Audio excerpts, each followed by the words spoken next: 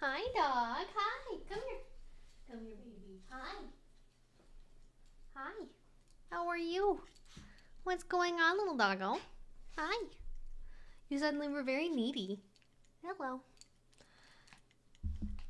Yes, I am. I am happy to be back. I'm gonna just have a little bit. There we go. Hi. Hi. Can I help you with something, tiny dog? Can I help you? Oh. Did I just finally go live? Okay, oh, no, my bitrate should be good. Okay. It's at the usual amount. Please let me know if you guys can't see me or hear me. Streaming has been a little difficult lately, so we'll see how that goes. Well, are we feeling better, little dog? Came over here very much in a hurry. I'm not sure what that was about. All right, I'm gonna let you down so I can get to my keyboard.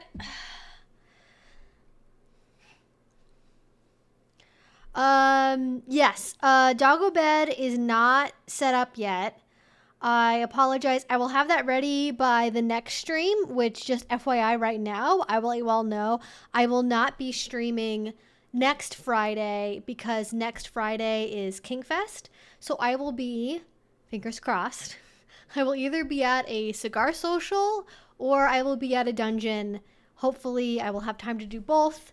I think I should. I don't think there's really any overlap there too much, but we will not be streaming next Friday. But today we're streaming, and then the stream after that we should hopefully have a little bit more of like an official proper setup going. I'm hoping to kind of get a screen maybe to put over here, but yeah, for now this is at least for now the background. But now you guys can see my dog kind of like very blurrily in the background. I am very much thinking I will have fun. I have a very packed schedule, but I think that's what I want and need, and that's what I love about conventions is there's something so special about conventions, and I'm willing to sacrifice all of the energy to make that possible, to make that be a thing. First time here, well, thank you. Thanks for joining us. Okay, so we did not stream last week, and we're not going to be streaming this next week. So I want to go ahead and get right into it. For those of you who haven't been here before, or for people who haven't been for a while and need a refresher, this is an 18 plus only stream. We cover all different topics on here. We talk about relationships, dating advice, dating apps, kink stuff, BDSM stuff, queer issues, asexuality, polyamory, open relationships, any and all of that. This is an open Q&A, so you can go and ask your questions in the comments of the stream or really in the chat during the live stream. If you leave a comment under the live stream later watching this in the future, I may not see it. I probably won't respond, but you can always try. But 18 plus only stream. We have a nice little community here that joins us that are also really great for contributing their thoughts. So sometimes we'll kind of dwell on a topic for a little bit and have a conversation around it. But if you want to make sure that your question gets answered right away, because I do answer questions in the order they come in the stream. So ask early if you want to ask a question. And if you want to make sure I answer it right away, the best way to do that is with a super chat. It'll show up on the screen. It'll have a little sticker with it. Sometimes if you have gone through, I think it's through Streamlabs. If you go through Streamlabs, it will actually do speech to text and it'll actually read it out loud, which is really nice. And yeah, that's more or less it. There are just some general topics I don't really talk about and don't give advice on. So I don't talk about politics, generally speaking. I guess it depends on how you define what politics are. I don't talk about politics. I don't give medical advice. I don't give mental health advice. If it's something like, how can I deal with feeling jealous? I feel kind of capable of giving you all some skills to deal with that. But if it's like, I have PTSD and I'm getting triggered over and over again, I don't really know why, but I still want to do BDSM anyways, that's going to be outside of my skill set and my depth. And I recommend you go to the National Coalition for Sexual Freedom's website. That is the NCSF. They have a great directory on there for kink-aware professionals, a lot of who you might otherwise know are kinky and or kink-aware. There are so many kinky mental health providers, medical providers, especially like EMTs and nurses, just full of kinky people, just so many kinky folks. So you're not actually as alone as you might feel. There are resources for help out there. And yeah, don't spam the chat. Please be polite. Listen to the mods. They're there to help. Okay? If we have issues, if we start spamming the chat, you're going to get timed out. You might get muted. So just fair warning. But I consider spamming to be like asking the same question like 10 times in a row. If you ask like 3 times over the course of the stream and it's like once every 45 minutes, like that's fine. But if you're asking over and over and over and over again, especially multiple questions, like all you're doing is making it so other people don't get their questions answered. And that's not fair. So please don't stack the deck. Please be nice. Please be kind. But do feel free to ask questions, especially because we have not gotten to stream for a wee bit. What are cigar socials? Oh, great question. So I also will say, oftentimes with the live stream titles, I will come in with ideas of what I want to talk about. I know for the last couple of streams, I have talked about more political-ish stuff or like real life event stuff that people have found to be kind of dour, but we have happy events coming up. I want to focus on those. So a cigar social, I'm not sure everywhere else does it. One of the things you always got to keep in mind with the kink community is that everything is very regional. What is true in Florida is not necessarily going to be true in Nevada or Utah or Washington or Canada or the UK. So when I make statements about this event is like this, what I mean is in my experience, which, I've traveled around, I've done kink coast to coast, I've been to a couple different places. I know generally what it's like to make some general assessments, but it's not anyway universal. So just keep that in mind. Important disclaimer, because everywhere is different. But my experience of cigar socials, I'll talk about sort of 2 forms. So there's one that's kind of the more regular, run-of-the-mill, a routine part of a local community's event calendar. Once a month, maybe twice a month at a dungeon, or sometimes at like actually a cigar social club, there will be an event that happens where you can go and you can smoke cigars, especially if it's a munch and it's in a more public location that allows public smoking. Usually this is like a private venue. And by private, I mean like a members only club, not like necessarily somebody's house, but it depends. So there are private events. It's with smoking, especially when it's in a more vanilla location. It's much more like a regular munch where the service is not necessarily so overt, but like people are smoking cigars. They maybe are drinking whiskey, or maybe somebody brought chocolate to try, or they're trying other drinks. It's just like a casual social event, much like other munches, but with a theme around cigars. This tends to attract people that are into service, MS, DS relationships, I would say, is like kind of more that end, especially the older part of the community and or the part of the community that's more into like leather, motorcycles, that kind of thing. That tends to be the demographic overlap there from what I've noticed. But again, everything is individual and you will see all kinds of people at all sorts of different events. So there's that, which is like more public. You'll also see ones that happen at dungeons on a more regular basis. There was sadly a now closed. Yeah, it keeps going in and out of focus because of my hand. I'm sorry. Yes, it's because of my hand. And I think if I lean too far forward, it starts focusing on my hand. I don't know why it does that, but if I'm back a little farther, so sorry. My monitor is not where it was previously, and I think I got everything back to kind of where it was before. I think my monitors need to be over a little bit, so I'm not like leaning forward quite so much to stay engaged. But anyways, as I was saying, there's also ones you see at dungeons, and that was mostly my experience with them.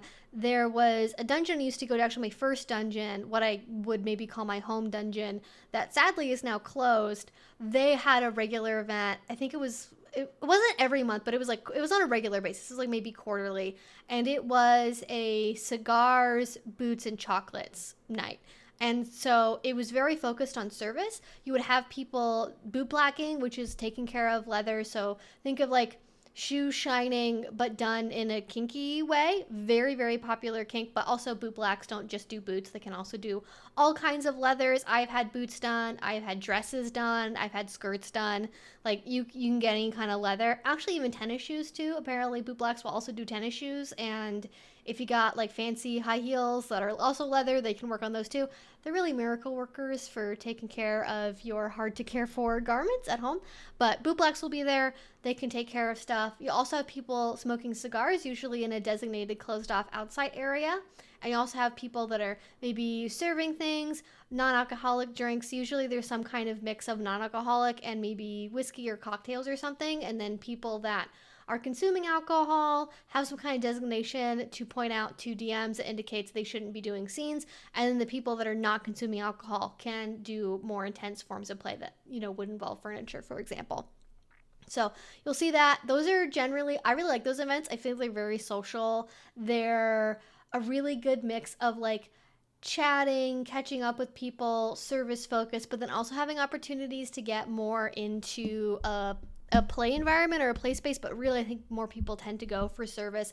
But because it's more closed off and it's private, you get opportunities to do things with that you wouldn't be able to do at like a local cigar club or, out in public somewhere, you just happen to be, doing something with cigars. People that are boot blacking, maybe they're like licking boots. People that are taking care of the cigars, maybe they're doing it while they're half dressed, or maybe they're totally naked. Maybe there are people that are, incorporating sexual services into their play while they're, cutting cigars or shining shoes or something like that.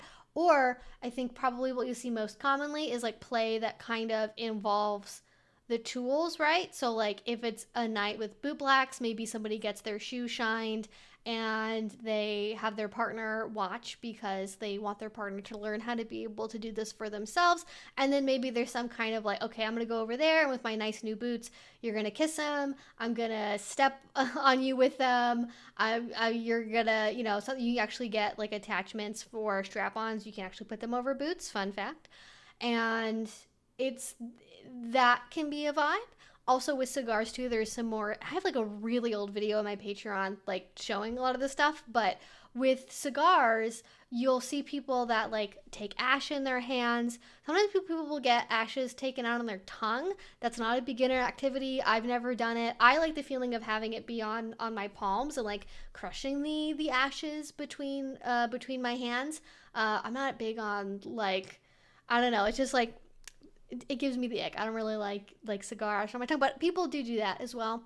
And that's another option there. And also just like, again, that more service aspect of preparing the cigar, selecting it, cutting it, toasting it, all of those things. And cigars definitely are an art form, and boot blacking is too. And it's a skill that's very specific to the community, but it is also something that you can learn online from books, online resources, and stuff as well. And as I was saying, usually little canapes or appetizers or whatever, people have little mocktails, little finger foods, that kind of thing to go along with it. So those are like at a more smaller local level. And then at bigger events like conventions, you will definitely see people do bigger cigar events. And this is what I am potentially going to is on, I want to say it's Friday evening, Saturday evening. Yeah, Friday evening, I want to say. I have the schedule here somewhere. Also, the cigar social, if you are, it's actually Saturday. It's Saturday at 6 p.m. If you're in the, thank you, Mr. Beansman. I will get to your. Mr. Beansman donated $5. Hi Evie, my miss practices kitchen table poly, and I'd like to make an effort to get to know her other partners, but I feel like we don't have a lot in common since I'm by far her youngest partner. I like to make effort to get to know our other partners, but I feel like we don't have a lot in common since I'm by far the youngest.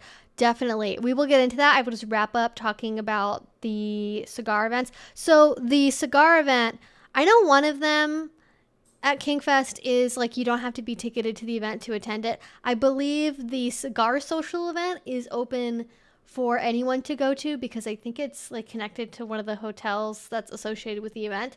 So if you're curious about that, you can go to Kink Fest, the website, or on their FetLife page. You can find the cigar event if you're in the Portland area. Maybe you can go if you didn't get a ticket for Kink Fest. But Saturday at 6. These ones are at conventions. Sometimes they're kind of a little bit of like a meet and greet with the presenters. Like I've definitely met presenters at cigar socials, but it tends to be like maybe in like a hotel courtyard or in the outdoor area of like an expo center or something. You have a bunch of people, like way more than you would see at a regular recurring local event. You maybe have like 50 plus people that are all, maybe they're getting drinks from the attached bar, they're socializing. It's like a more regular party environment, like a vanilla, like social party setting. There's not play happening or anything. It's just smoking cigars, talking about kink stuff, catching up with people, meeting presenters. It's a little bit of a different environment, I would say. But that's probably like the most similar to a vanilla party out of all the examples. But yeah.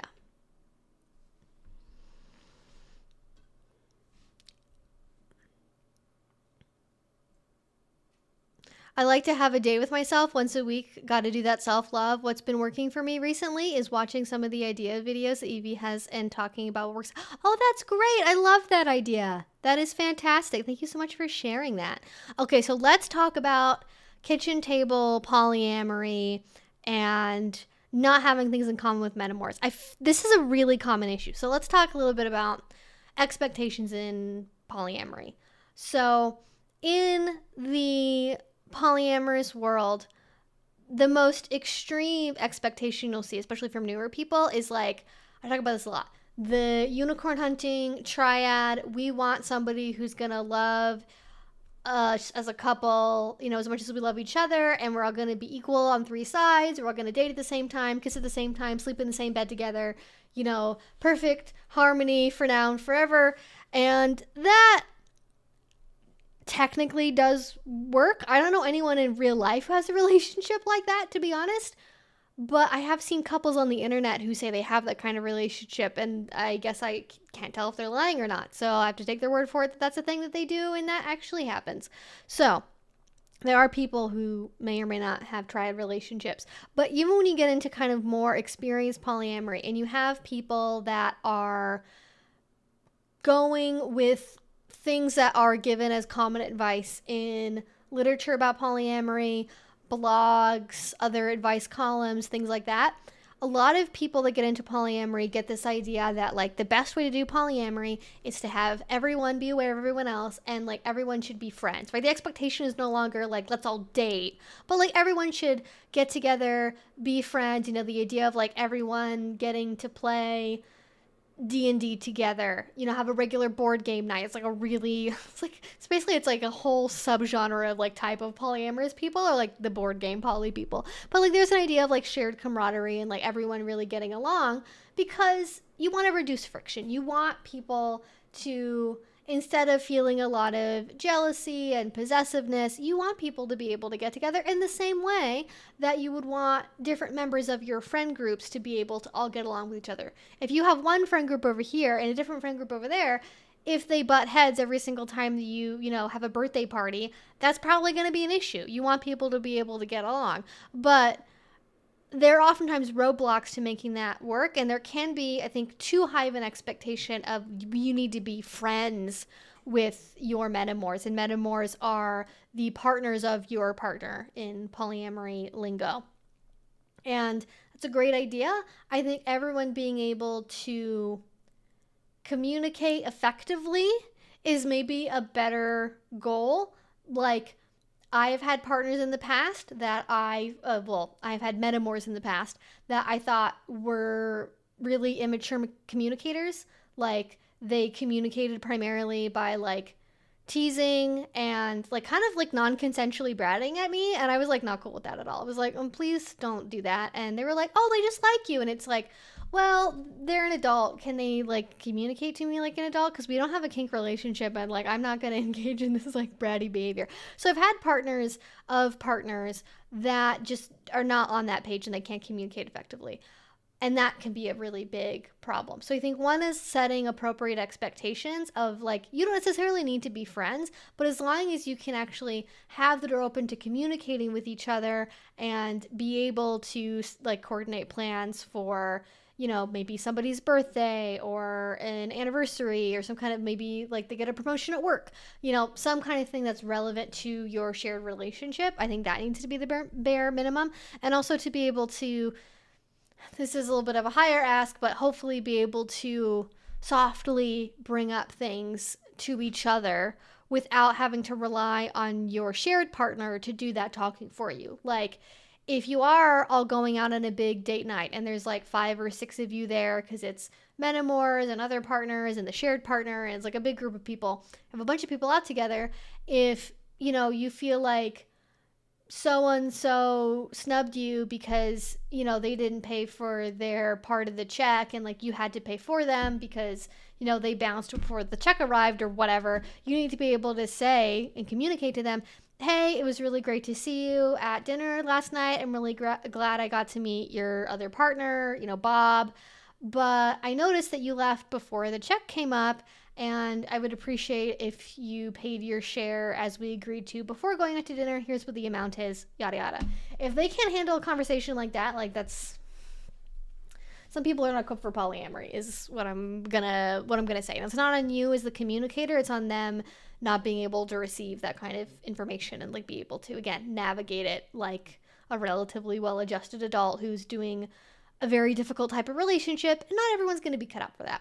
So having that as the appropriate expectation, I think when you're trying to find common ground with metamors, what I have found that doesn't work is hinge partners, which is the shared partner, they can be kind of pushy towards like, I want you to be friends with this person, I want you to get along, I want you to like go hang out, go talk to each other, share numbers, and like they're rushing it. I think is like, you don't want pressure.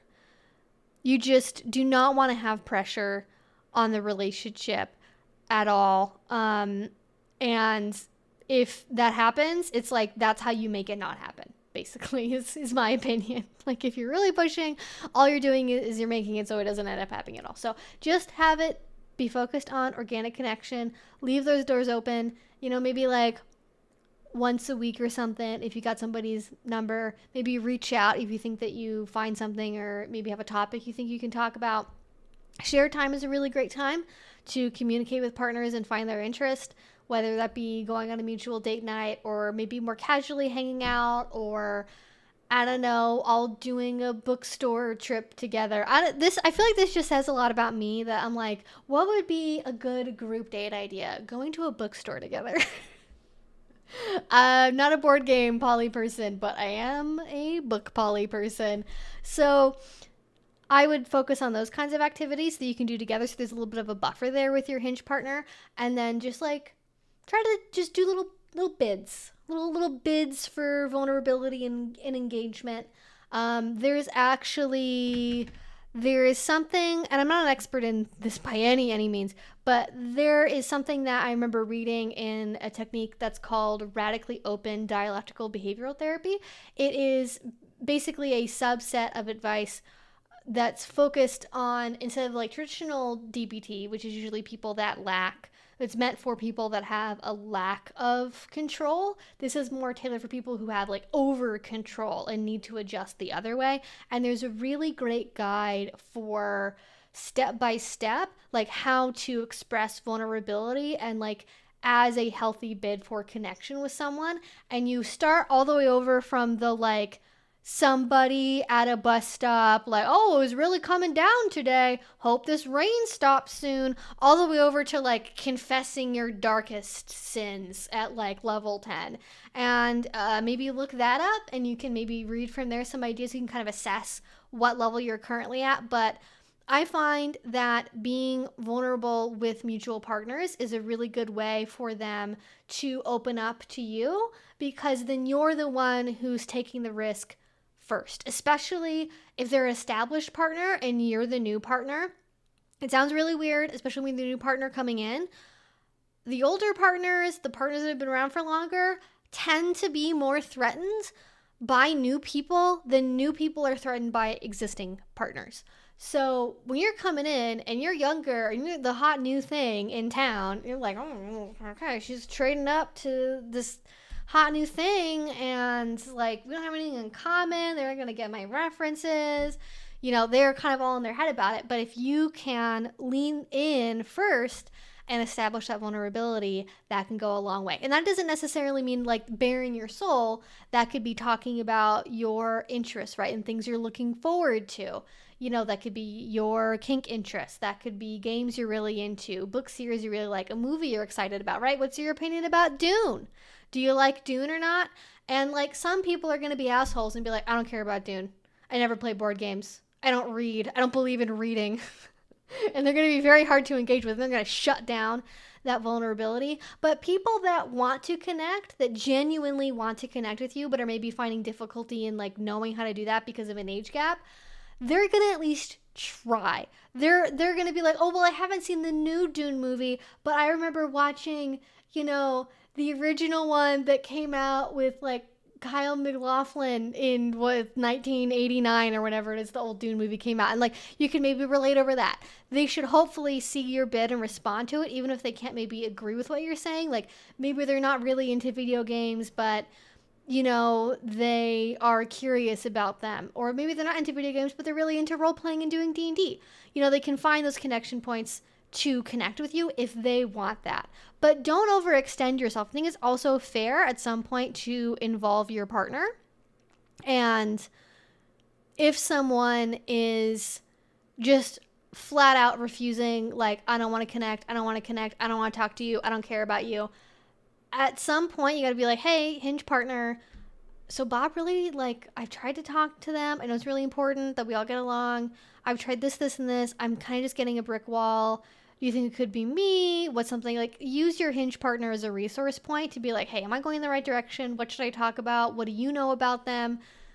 Get a dossier on them, get a background on them, and you can have all that information and you can keep trying and keep reaching out. And some people just don't really want to have a connection and they're not really going to be about that. They're just going to stonewall you, and don't waste your energy on those people because that's on them. And you can tell your hinge partner, hey, I've really tried to connect with Bob and I listened to your advice and I tried bringing this up and they just don't really want to seem to engage with me. So I don't want to make things awkward. I think I'm just going to kind of lay things off for now. Like, don't try too hard. If they don't want to connect with you, take that as a no and let them be the one to dictate interactions, and don't take it as a personal thing. It's not you, especially with polyamory. 9 times out of 10, somebody that is very reluctant to respond to Metamor's bids for engaging, even if they're not admitting it, they're probably dealing with a fair amount of jealousy, insecurity, or maybe they're kind of just a curmudgeon and it's just who they are, and they have a very narrow bandwidth. Like a lot of people in polyamory, they love love, they love dating, they love relationships, and their whole world and energy is focused on their partners, and they do not have the time of day for friends, metamors, anyone else. They're just like, I'm about my partners. I work 60 hours a week. I'm a lawyer. I'm constantly in and out of court or whatever. And during my off time, I really want to focus my energy on my partners. And like, you're great. I just don't really have the time to talk. And it could also be that too. So hopefully that gives you some things to work with there. But give a little bit of a push. Don't push too hard. Back off. Give them space. Give them time. And I think also you will find if you do try a little bit, and maybe they engage a little bit, but you can't really seem to maintain a conversation, or you can't really seem to find something to get along about, just like give it some more time. Just have more time to be together as a group or in a shared space. And hopefully, as you become a more regular part and you move from being a new person into being kind of part of the group, they will be more accepting of you because, oh, you're no longer the new shiny threatening thing. You're kind of just part of our community here. And I think that can actually reduce people's defenses quite a bit when they're not in like panic attachment mode of like, oh my God, this new person's gonna take away all my time and ugh. But yeah, it's hard. Metamors are hard. I'm the kind of person, I am very laid back. That's my technique with metamors. I'm unless it's like the example I gave when somebody was like non-con bratting at me, I am happy to socialize with metamors if we're together in a group. I don't really care to, I don't, I haven't yet had a metamor that I've wanted to have an independent friendship with. And like if they text me, I'll say hi, I'll send a photo, or I'll at least establish a connection. Like I'll say, hey, it's great to meet you, so and so. Thanks for giving me your number. Reach out if you need anything. And I just establish that connection of friendly communication of like, I'm happy to talk to you. You have my number. Don't be afraid to reach out. Most people never reach out, especially if the metamor is a woman. They're kind of just happy to rely on the hinge partner, not really socialize outside of that. And, that's always been fine because they know that I'm open to talking and I'm friendly and I'm happy to engage, but they're not like, we're like, oh my God, let's be best friends. I don't know if this happens maybe as much if you are a man or a mask person, but as a femme person who mostly has other femmes as metamors, there can be occasionally people that are like, oh my God, let's be best friends, let's go do this, and it's like very fake and kind of overwhelming. Like it's like, you don't really like me, you're just trying really hard, and I appreciate that, but like let's back off a little bit.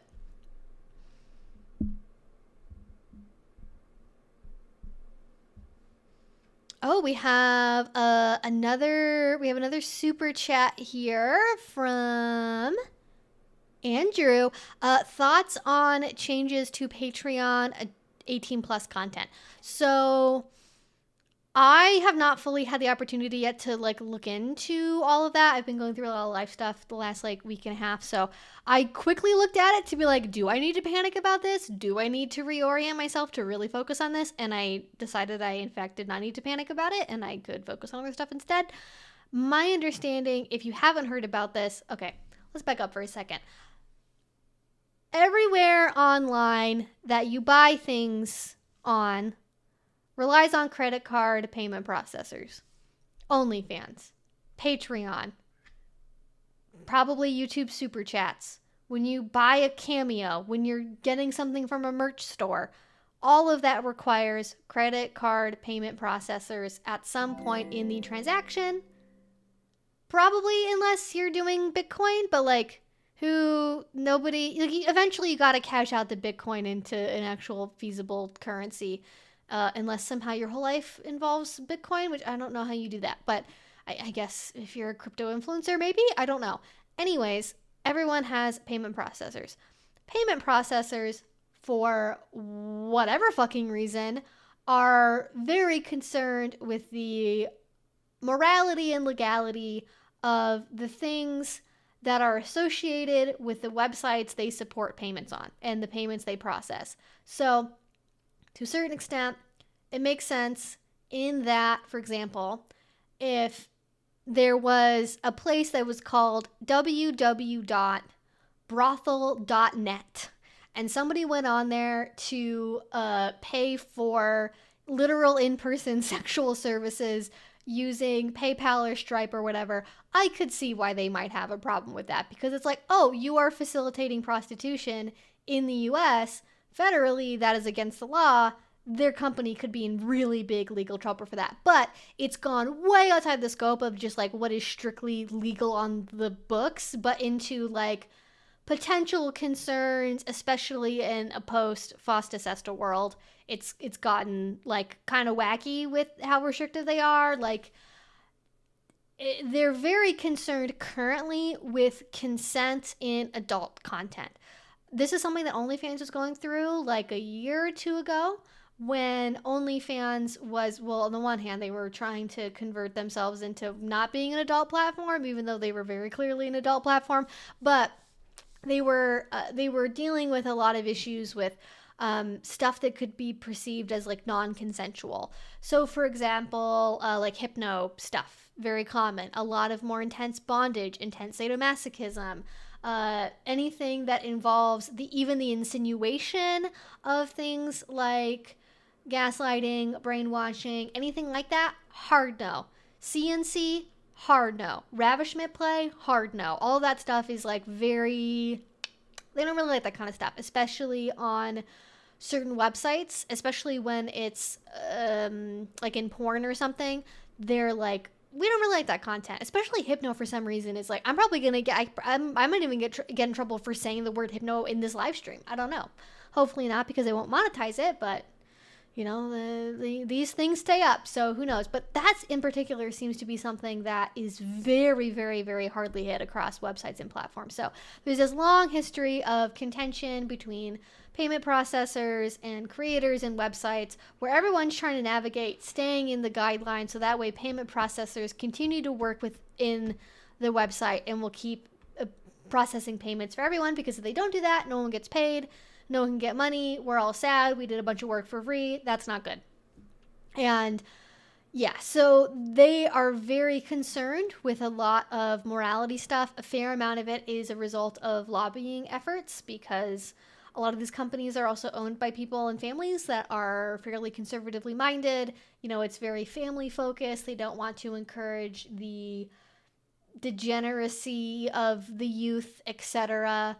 And so that tends to be what they look at. And so when I see something happen, like has happened on the past on places like FetLife, has happened in the past in places like OnlyFans, or now Patreon, Gumroad, Eventbrite previously as well, every website can choose how to implement certain things. Like OnlyFans is very quick and very strict with a lot of their guidelines, like way quicker and more strict than FetLife or Patreon has been with their adult content creators. I think maybe explicitly because it's seen as much more adult already by payment processors as a whole. And so very quickly, within probably the first like year or two of OnlyFans, especially the first year of it being really big, really difficult to do any kind of kink content on there. They really, really, really cracked down on it, which was unfortunate for a lot of people that had been using the website.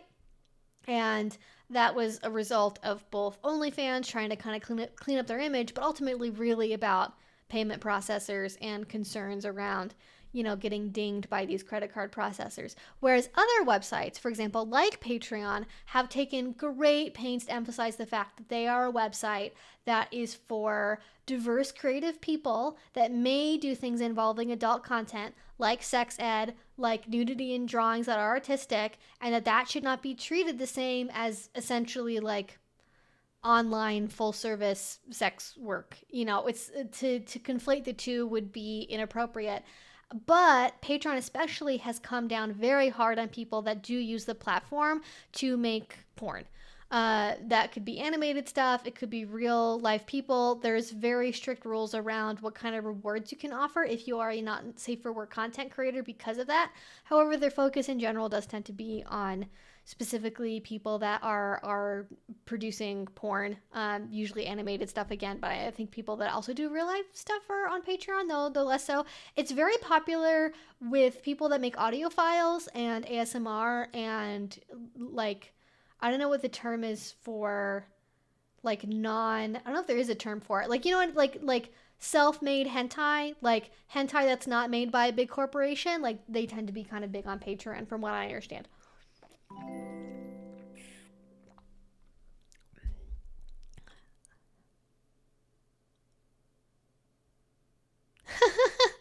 I've become old. I'm now searching for bathroom remodels, and this is a search only for masochists. This is hell. Expensive hell. Yes, good luck. I do not envy you. Bathroom remodels they're worth it for resale value on a house, but it's a lot to think about. When you think about the grout color, that's how you know you're an adult. Yeah. So anyways, they've come down really hard on that. My understanding is the recent change that Patreon has made is when you have adult works involving multiple people. I don't remember the exact language, but yeah, like the implication is kind of that this would involve multiple people because you can't really do these things to yourself by yourself. But if you have a work that features people in it performing adult acts, you have to be very explicit about consent and literally be like showing people like, I consent to this. Here's, you know, that kind of stereotypical couch conversation, like, oh, I'm so excited to get to do the thing we're about to do. Heck yeah, I'm totally into it. Which I guess for some people probably ruins it, but like, I guess it's not content that I really engage in. So maybe I'm not the best to have an opinion about this, but they've really come down now and expect people to have very, very clear consent in their sexual content. Gumroad also has apparently come down on people that use it to make porn. Now, this is all because of credit card processors. I don't really blame Gumroad or Patreon, especially for Patreon. They actually work with other payment processors to, as much as they possibly can, allow adult content creators to use their website as a reliable way of generating income. Like I literally, like so many people I know in this space, like rely on websites like that to be able to do this as a job. And they work very hard at it. I don't blame Patreon. I blame the credit card processors. That being said, though, there is a really big difference, at least right now, in terms of what they are coming down on content-wise.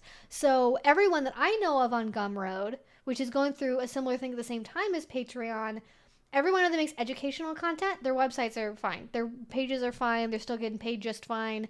I know people that are pro doms that offer classes on there, that are recorded, that are like more than able to keep using the website functionally. Now, with Eventbrite, and I believe also with Gumroad, they do reduce or eliminate your searchability on the website, so you can use the platform to host events or tickets or whatever, but somebody has to have a direct link to the event to be able to buy a ticket. They can't search for BDSM 101 and then like find your class simply because of the search parameters of the website, which does suck. So you have to do your advertising elsewhere, but also, at least from my experience and other people I know, you don't really get random traffic searching for creators on Patreon, Gumroad, like Eventbrite, wherever. Like, you don't really get people that are like, ooh, who's talking about BDSM on Gumroad, and then like finding people that way.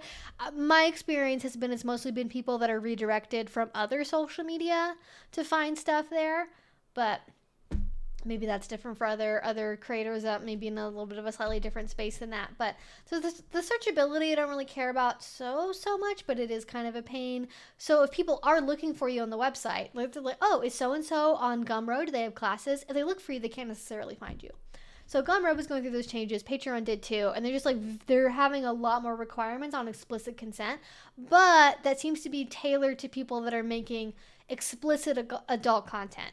From the way that I read it and kind of knowing their history of implementation being on those websites for a very long time, it's focused on people that are making porn, not educational content, not sex ed, not like text guides or recorded classes. That could change in the future.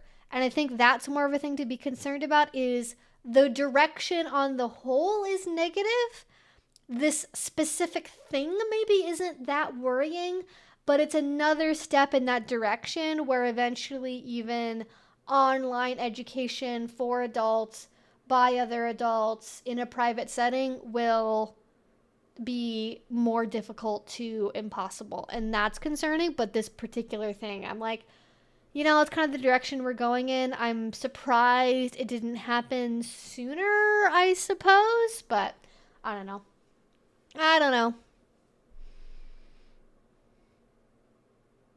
I've recently been getting ads for some scam mobile game where it showed a demon dominatrix.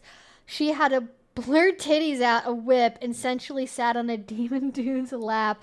That is a whole other thing. So that is what is so strange to me. So content on places like YouTube or like TikTok or like ads, like if you are on a mobile app that has built-in ads, you will see some of the most bizarre sexual stuff you have ever seen in your life. You like, for all kinds of like it basically looks like the ads you'd expect to see on like FetLife sometimes. Like, it's like not necessarily like www.dildodeporium.com. Like, you're not really getting that, but it is like, it's a mobile game, it's very sexual, and that just seems to be fine. Like, there somehow seems to be less restrictions on ad space than on the people that are making the content that the ads are playing on. Like, you can make a game, it's a mobile game, that is very clearly about like a foot fetish,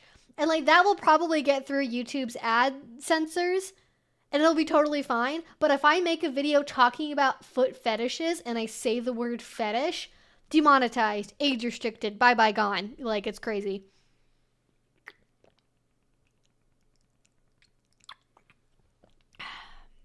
It is, it's nutty. It's nutty out there. I don't know how that works.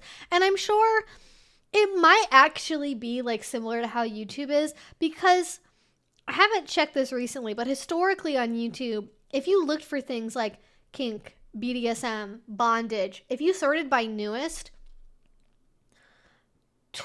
24 out of the last 25 uploaded videos are going to be re-uploaded hardcore pornography, softcore pornography, hentai games, stolen OnlyFans content. And it just, I don't know how long it ends up staying on the website for, but it can be up for a long time. Like, I've seen stuff that's like years old that's like very clearly like re-uploaded Chinese bondage porn. And it's like just been up on the website for forever, and it's totally fine.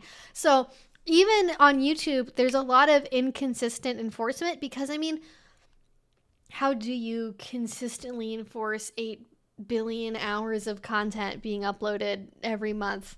You know, I get it. And maybe the same thing happens with ad spaces, where there's just some things that don't get flagged and censored, but it's a very strange world where it's like, what, why aren't the ads experiencing problems? Why do the ads get to do what they want to do? Strange. Think about it.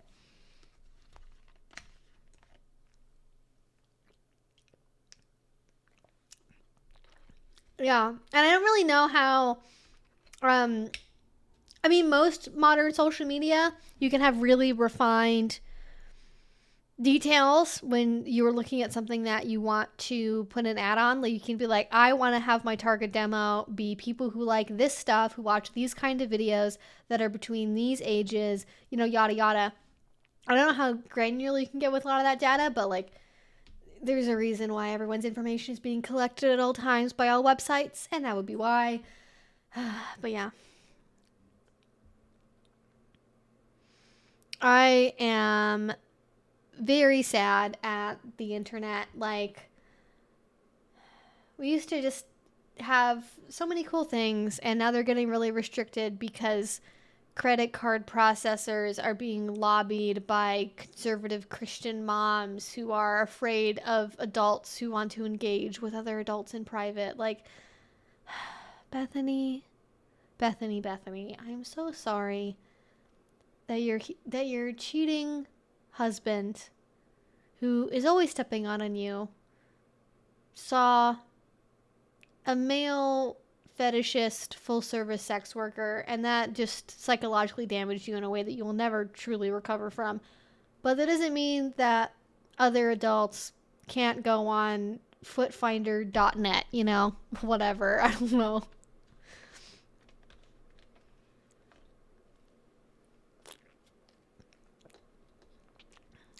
My TikTok ads are out there between my fetish follows and my Chinese pottery and tea hobby. I love that combo. It's wild. I'm not sure how much the CCP is brainwashing me with cups and movies, but I'm here for it. I mean, just wait until you have people doing a tea service, but they're topless. It's only a matter of time. Although TikTok is like they're pretty censored over there. I am ambivalent about TikTok. I don't really have anything where I'm like, oh, I'd really miss TikTok because this thing would be gone. Like, I'm not really that invested in TikTok as a platform, as a creator, as somebody who, you know, engages with that kind of content. I am ambivalent, but it would be sad to just see another website go.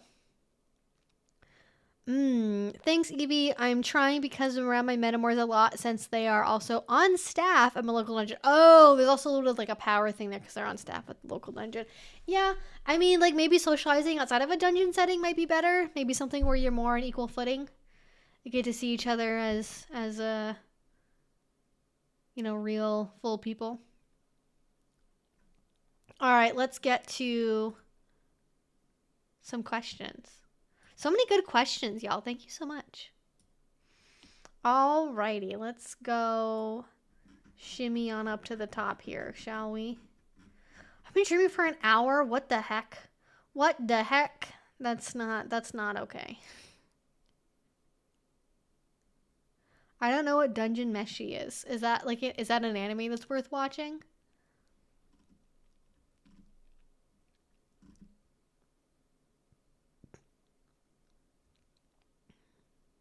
After a decade of following you, finally able to catch you live. Wow, wow, apron bound. That might be a record. I didn't start making content until like the end of 2015. So at most, I've been making content for probably 8.5 years, I think, which is still not so bananas. Not quite a decade yet, but thank you. Glad you could make it.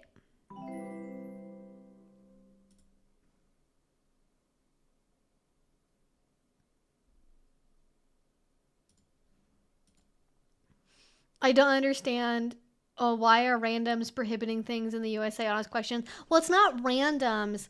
It's credit card processors that are owned and operated by typically conservative-minded people that are lobbied by billion-dollar think tanks and conservative I don't know if they're like advocacy. I don't know why I can't say that today. Advocacy groups. There we go. And that's more or less what it is, which is very sad because what happens here tends to influence other things. But then also, like, I look at other countries and look at other places, and, like, hasn't the EU or, like, Australia gotten really close to just, like, straight up banning all adults from being able to access pornography without permission from their ISPs directly? Like, isn't that kind of nutso? That seems kind of nutso to me. I don't know how serious of a threat that is. Also, I don't think here that would happen on a national level, but certainly a lot of states would potentially go in that direction because clearly the problem with our society is that people are looking at, you know, boobies too much. You can't be a productive citizen if you're spending all your time on Pornhub. That's that's the real problem. Oh, thank you, Lacey. You're so welcome. I'm glad you could make it. No mental health advice? Well, within reason. I don't give advice on stuff that I feel like I'm not capable of giving advice about, but if it's something like, I'm feeling really jealous, what do? I feel like I can handle that. I got some tools I can share. There's not a large kink scene here, and I want to take up shibari. Do you know any good resources? I do. So okay, let's talk about free resources and then like paid resources. So free resources, text-based, great for learning about safety, is Crash Restraint. Great for follow along picture guides, but typically no video, would be the Dutchie, though a lot of their content is now behind a paywall. So there's some free stuff on there, but not a lot. Oh, no, they're still around. Okay. I don't know why. Maybe they changed their name somewhere else. Especially if you want shibari specifically, really good follow along guides for simple stuff, very advanced stuff, ties that the actual creator of the account invented. They also have another channel that they moved a lot of their interview content to, and this is just focused on shibari. So bondage tuition I really like. And then for like cream of the crop, if you get this, you don't really need to go anywhere else, is Shibari Study. Shibari Study is so amazing. I love Shibari Study. I need to contact them about like doing some kind of sponsorship thing or something, because I would seriously, I would do that. They're that good, and I don't ever do sponsorships. Shibari Study, it grew out. I think originally they had like a Vimeo page or something, but now they have their own like self-hosted website. Fantastic tutorials, professionally filmed and edited, best of the best around the world of shibari, Japanese masters, people from Europe, people in America, people who self-tie, all different body types, all different everything across the board of people doing shibari.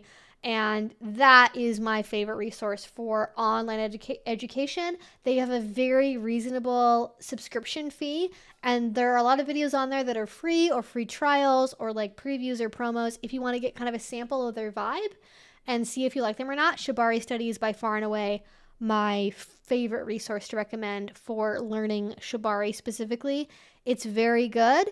There are books you can get too. I'm less a fan of books. I feel like books are good if you already know how to do shibari, but you want kind of a quick reference of like, oh, what's that tie? What's it called? I learned it in a class, but I want like pictures as a refresher kind of thing. Like it's more of a refresher tool, not a learning from the very beginning. Because if you look at it just photos, I feel like it's really easy to feel like you're doing the right thing, but video gives you more of a sense of like accurately, you know, what directions things are going in and like how things should look at the end and what it should feel like. I just think video is like a way superior format, but books can be good, you know, depending on how you learn. But I think if you're going to start from anywhere as like just a complete beginner, that's a great thing to look into. Also, people love bondage. Bondage is, it's right up there with like general sadomasochism, but rope bondage is so popular.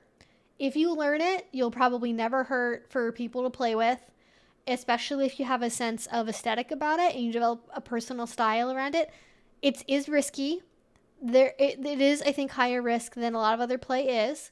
And it's also a higher barrier to entry. And it can be hard to find spaces that are equipped to do a lot of bondage activities in.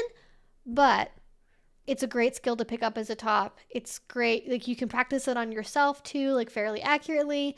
And there's so much room to grow within it. If you want to have a skill where you can always keep learning new things, shibari, rope bondage, great way to do that. So anyways, that's my shibari spiel. But yeah, yeah.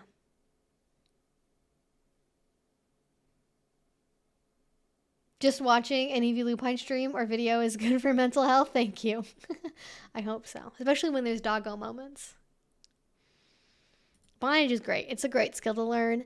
And I honestly, if there's even not a large kink scene where you live, if where you live is on FetLife at all, if there's a local group, like let's say, I don't know, I like to go to this example. Let's say you're in North Dakota Kink. You can post in there and be like, I'm looking for a shibari group. Does anyone around here, you know, it's in Bismarck. I think that's in North Dakota. Is anyone in Bismarck want to meet up and like find because with like bondage spaces are like fairly low requirement. Like if you have a place that has like good floors, some carpets, maybe some good natural lighting, you're like basically good to go. You don't really need to get any big expensive furniture. As long as you got things for people to sit on, some mats, some rugs, like you could literally rent out a yoga studio. Like you could contact a yoga studio or a dance studio or something. Maybe somebody who's kink friendly in the community knows somebody who owns a space or whatever. You can be like, hey, after hours, maybe once a month, we'd love to rent your space to have a little get together at. You pay them maybe $100 or something for the privilege, and you're good to go. Because I've seen a lot of people do it before. So where there's a will, there's a way. But also, there's tons of events for shibari you can travel to too now. There are a couple of people that do make like coffee table book style things where it's photos. I've seen, excuse me, one second.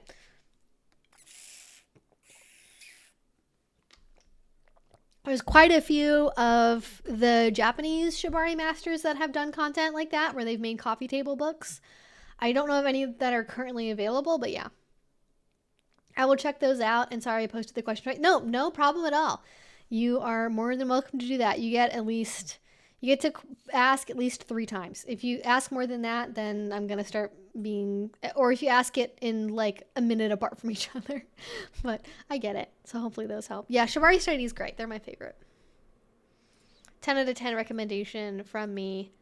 I don't even know how they this is a professional. I would love to know how they handle stuff because it's very, very good. But also a lot of the people in the rope scene that are like really competent at it, they tend to also be like photographers and like people that have kind of a professional background outside of kink in videography and photography. So it kind of makes sense. I new into a munch for the first time this week. I watched your video about BDSM events and realized now that I was expecting more of a discussion group, but it was fun to go anyway. I'm happy to be meeting new people and maybe to some local events. And the people there were charmingly weird. My kind of people. Yes, this is a great way of describing kink folk. I mean, I don't know. I mean, I feel like my videos about munches and stuff are all like really fucking old, so I don't know what I said in them. My experience with them has been the ones that are more for new people. They can be more guided, and you will have people that come in and they have like, you know, get to know you type games, icebreaker questions, or maybe like a discussion topic, or it is literally a discussion group. Whereas the other kind of more general munches tend to be more like an informal social gathering where it's like not really guided. You just kind of like stare and look for an open spot until somebody says, oh, hey, you're new, and invites you over. And that's kind of more the vibe.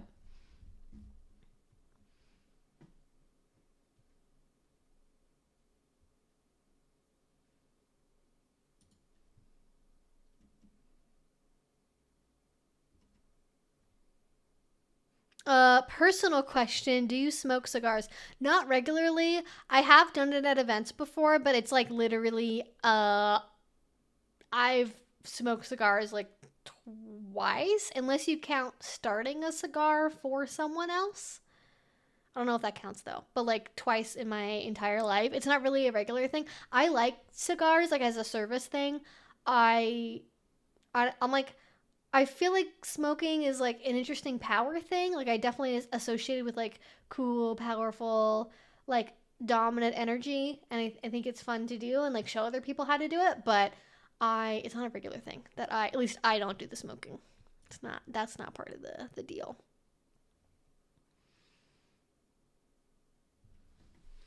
Okay, it was at a sports bar and thought it was similar to a munch. Thanks for the clarification. Oh, yeah, like for a cigar thing. Yeah, it's similar to a munch in a lot of ways, but with a more specific activity connected to it. Similarly, you'll see a lot of munches that have boot blacks at them, and that's a good way to get your stuff spruced up before a big event. I'm a masochist / sub woman attending Kink Fest without a partner this time around. Is there even a safe way to meet someone for impact or rope play just for the weekend? Yes, I hope there is, because I've been doing it and so far it's worked. So your mileage may vary. Definitely your mileage will vary. The way that this is what I do for kind of any event. I'm attending solo and I'm looking for pickup play. There will usually be a thread on FetLife in the group that will be like play finder, scene finder, something along those lines, kind of that language. And you can post in there. I recommend putting as much detail as possible, right? I'll usually say something like, hi, my name's Evie. I have been in the scene for this many number of years. This is my however many times of going to this event. It's my first time going to the event. I'm really excited. I primarily identify as this, this, and this, and I'm hoping to do this kind of play. And then you can say, I'm looking to bottom 4, or I'm looking to top 4, and then kind of give some highlights of the types of scenes you're looking for. Like, I'm looking for other littles to do a movie night with in my suite on Sunday evening before I fly home on Monday.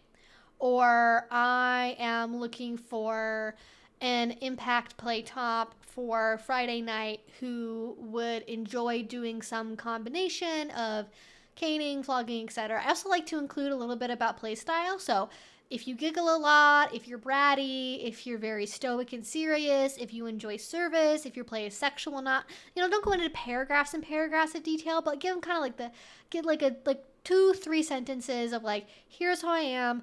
This is kind of my style, and then this is what I'm looking for.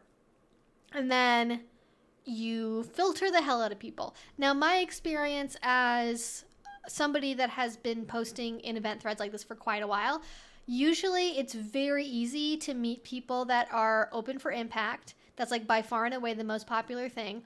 Bondage is a little bit more difficult to find people for, and then more specific niche kinks, so like needleplay, bloodplay, pet play stuff, that can be more difficult. Like maybe 1 or 2 people you can find at an event that maybe would be compatible for that. But usually you have people message you.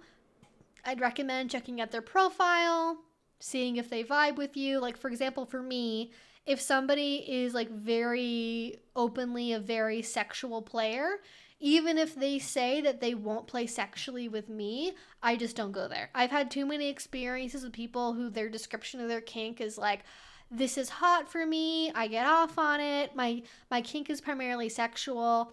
If somebody says that, like, more power to them. Make time in your schedule for partners who are more like that. But I don't want to play with that. That's not really my style. And so I don't even necessarily message them back if they contact me. But if we've been in contact for a bit and I find that out, like maybe through conversation, that they are typically a very sexual player and they process it sexually, I'm going to be like, hey, thanks for reaching out. Maybe I'll say, like, actually, I don't think I'm going to have as much time to play as I thought I would. So I'm going to have to, do a rain check on this one, or whatever. Just usually that stage people are just like, oh yeah, no problem, whatever, like, have a nice convention. I've never had anyone react negatively to me saying like, I don't want to play anymore. But you have a bunch of people that'll reach out, and like, you don't have to respond to all of them if you don't click with the profile. Like, most people expect, especially as a top, if they're contacting a lot of bottoms for an event, they realize that most people are not going to be responding to them. So that's like, fine, it's okay. But then if I do meet somebody that is compatible with me, they have time, we seem to have interests and philosophies that align with what we want to do for a kink scene, then I'll talk about meeting up with them at the actual event. I don't tend to do, especially for a convention, I don't tend to do a lot of pre-negotiation until the event itself, because unless I've played with somebody before. If it's an existing play partner that I've done scenes with before, then yeah, I'll be like, all right, like on Friday night I want to do this and this, like, yeah, I want to do this and this, okay, cool. And then we'll kind of just like leave it there until we're in the moment and actually getting ready to do the scene. But I'll usually wait until the actual event to like meet up with people. I recommend meeting up with people at a lunch break, or if you're going to the same class together, have time to meet up, talk, and then if you vibe, then negotiating for doing an actual scene together and, seeing where that goes. But just kind of what I'll do before the event is I'll kind of outline, okay, I have this time on these evenings. Generally speaking, your mileage will vary. I plan on doing no more than 2 bottoming scenes each night of a convention. I feel like any more than that is like, you're not going to get enough sleep. You're going to run out of fucking real estate on your body at some point, unless you're just doing rope bondage. If you're doing anything with impact play, you are running out of real estate for people to do whatever to that's like fresh and like hasn't been turned into a pulp as of yet.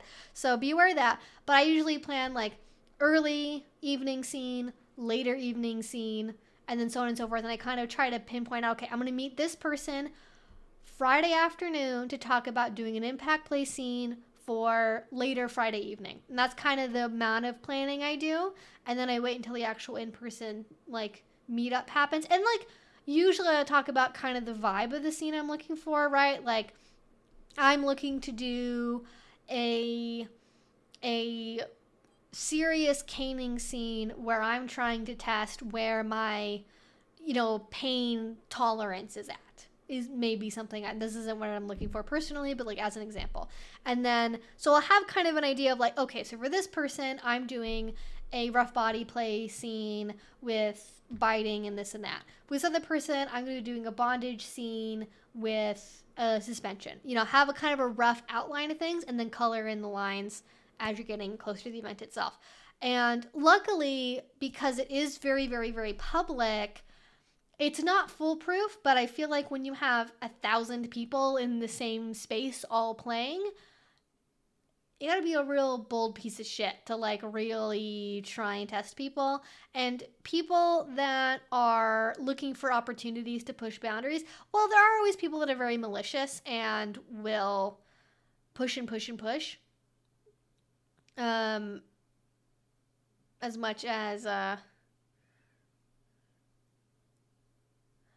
I am familiar with Dr. K. I did not know they did a video on BDSM and healthy kink. Was that like recent, or was that a while ago? Was that like in the last 2 weeks or this month or like 2 years ago?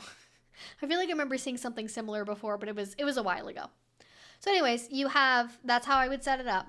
And, just make sure you're being very clear with your negotiations. There are people that are very malicious that like will be very like, I am so serious about my negotiations and, here's all my protocol. And they like fully fucking intend to throw all that shit out the window as soon as you're actually in a scene with them. And they go, oops, sorry, I forgot. Oops, sorry. Like, I got you mixed up with somebody else I was negotiating with. My bad. And like, they are malicious about it. However, what is far more common is people just want easy opportunities. Right? Like, there's a difference between somebody who is a thief of opportunity because they see, something in an unlocked car with the window rolled down, and like somebody who's like planning a heist. Way more people are going to be looking for just the easy opportunity than the heist planning. So I generally focus on like, okay, how can I prevent the easier thing from happening, which is like, oh, shit. I need to get my fan. Fuck, I forgot about my fan. Okay, 1 second. Sorry, BRB.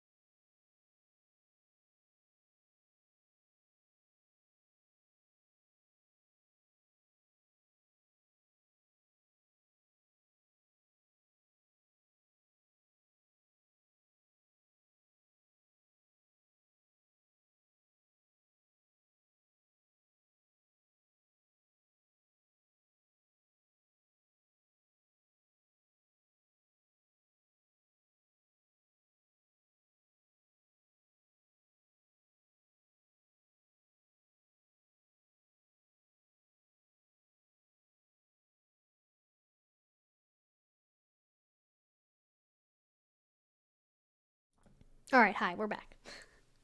We are back. Okay, sorry about that. What was I talking about? Yes, not how to dissuade people that are looking for an easy target to make vetting easier. I mean, you can't always vet within groups, especially if it's somebody that's known locally. That is an option if you know people in an area, but if you don't, that makes it really difficult.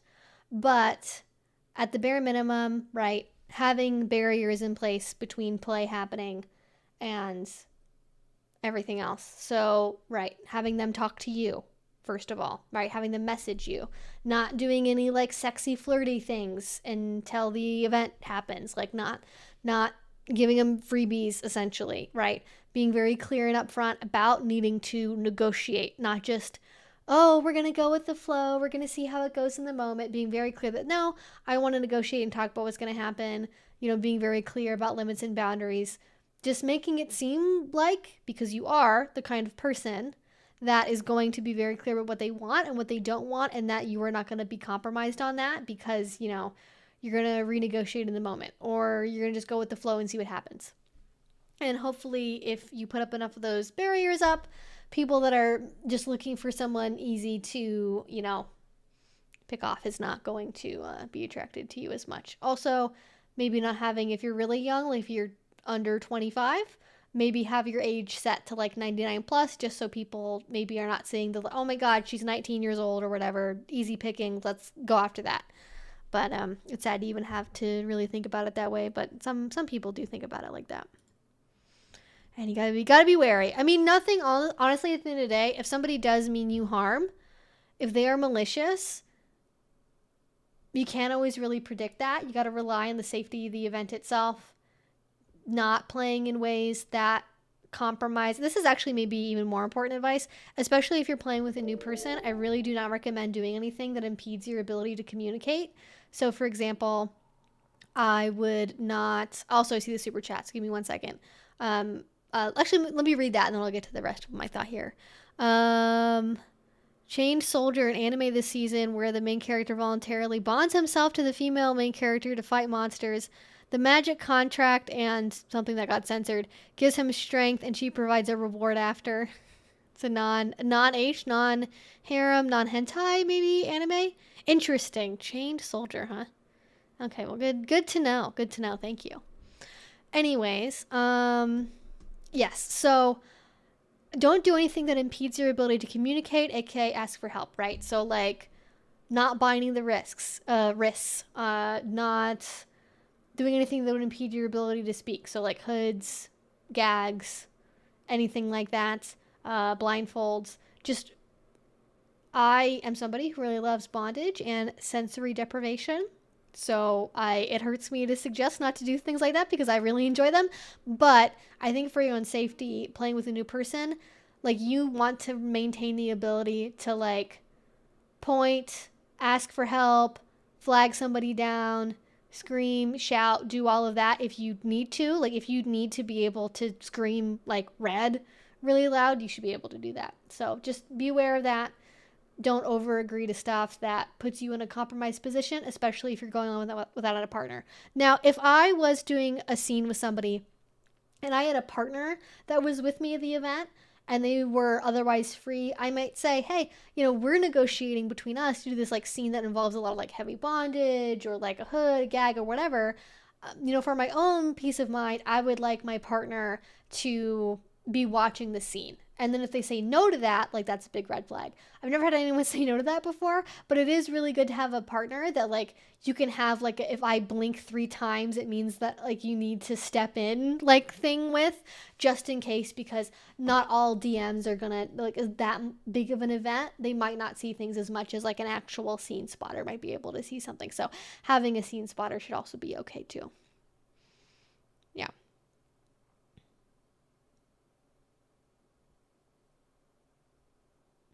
Do you think that converting the vanilla is a thing, or is the kink inherently in them from the beginning and it's just waiting to be drawn out? I more believe in the former than the latter. I think it's, if somebody changes their mind about being into kink or not, it's usually because they found a kink that's for them, not because they went from, hating one kink to not hating it and, oh, you made them learn to like it.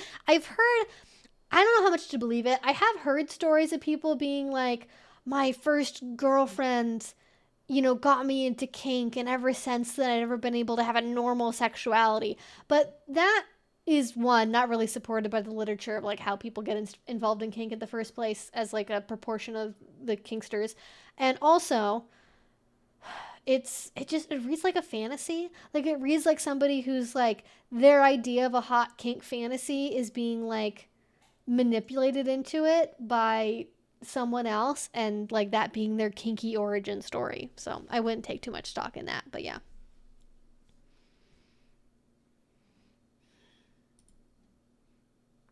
9 times out of 10, it's you discovering something that you like yourself, or being introduced to a new way of thinking about something. Like, it's something within you, not somebody making you be into it. Ooh, good question. Hi, Evie. I'd love to hear you talk a little about solo kink and self-exploration tonight if we find the time. Much love and cheers. Hope this was broad enough. Good, much good cheer. Yes, that is a great question. So, I have a video from a couple years ago now where I talk about solo kink and what that looks like. I am a big proponent of solo kink. I think it's a great way to, especially if you're a switch, kind of get practice doing both at the same time, right? Especially for things like certain types of impact play, sensation play, wax play, probably bondage. I would say like wax play and bondage and pet play maybe are like the three that, and like ABDL and like little stuff too, like certain role play things are probably the easiest and the most enjoyable to do solo. Also kind of more extreme kinks like blood play and stuff too. A lot of people do that solo as well. You don't have to worry about giving yourself hepatitis. So, you know, it's like, it's a little bit easier when you're just doing it on yourself. Less concern about, you know, maybe bloodborne pathogens or whatever that way. At least, you know, cross-contamination from one person to another. But that's neither here nor there. I guess I'm not really sure what to say about that other than like, yes, it's a thing. Yes, it's really good to do. I think more people should do it.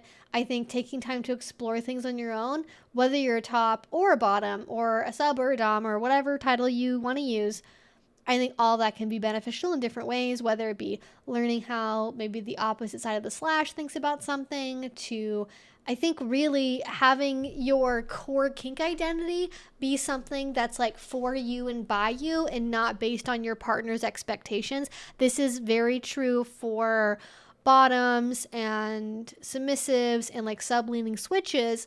A lot of people, when they get into kink, there's that idea of like, oh, you're going to be molded by so-and-so and they're going to turn you into the perfect sub for them. And like, you kind of just go along with it sometimes. And then you realize that your kink identity is not really based on what you like. It's what you think a sub should like / what your partner likes, and not really what you want to do on your own. That may actually end up being quite different.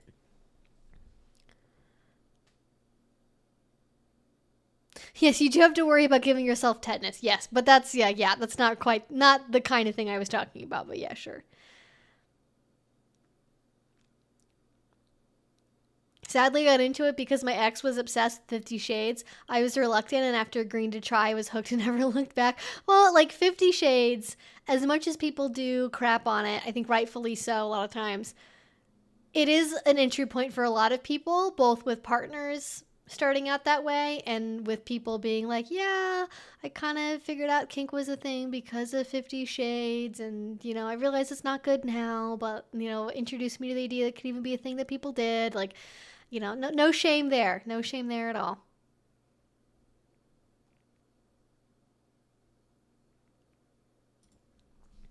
But yeah, self-exploration is great. I don't have like a specific question about that.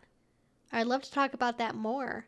But like solo kink activities I think are good. And probably, again, like I was saying, different role play stuff, bondage, some impact play. And if you want to do more of it, but you want to do it in a community setting, rope jams are really good for doing self-bondage. And oftentimes, depending on the venue, they will have some kind of self or solo-focused event. Usually it's paired with like kind of exhibitionism and voyeurism. And it can also be more sexual depending on the venue too. But that's another good place to be able to explore solo play.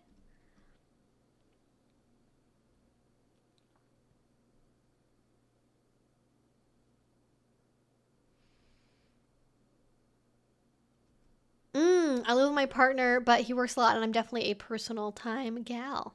Yeah, I think a lot of people think you have to choose between like doing partnered kink and doing it solo. Like one kind of takes away from the other. But I actually think that solo play can be something that's really good for, how do I say this? It's a good adjunct for partnered play. Like if you do have a long distance partner, somebody who works a lot, they can give you orders to do certain things or tell you to do certain things, maybe not full on orders, but they can be like, hey, you should play with this toy. I'm going to leave it out for you. And then when you get home, you should play with it before I get back or whatever.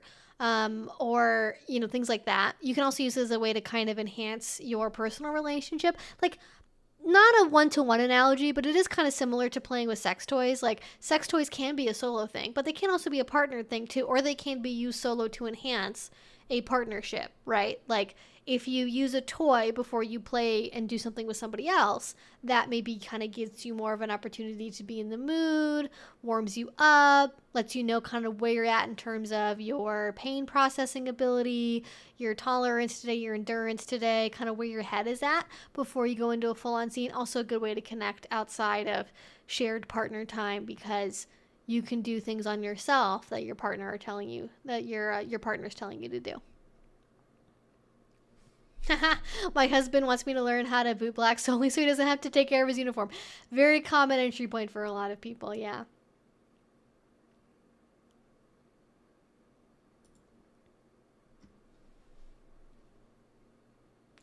When you do bondage, do you tie your hands in the back or tie them in the front? Well, I mean, like, I don't tie my own hands. So, I don't do anything with my hands. I think what's most popular in the community is a box tie, which is arms behind the back, hands behind the back. But it's getting to be more popular now, more accepted too, especially in Shibari, have hands in, like, you know, against your side or crossed in the front or something. I'm kind of ambivalent where my hands go if somebody else is tying them up, though, to be honest. What do you do when you get itchy during bondage? Oh, is it like a histamine reaction? Fascinating. Okay. Well, if I was getting itchy during bondage, I would have a couple of questions. Namely, what is the material you're using? Because that could be caused by the material that you're doing, unless you're talking about when you get like an itch on your nose. So, okay, answer one.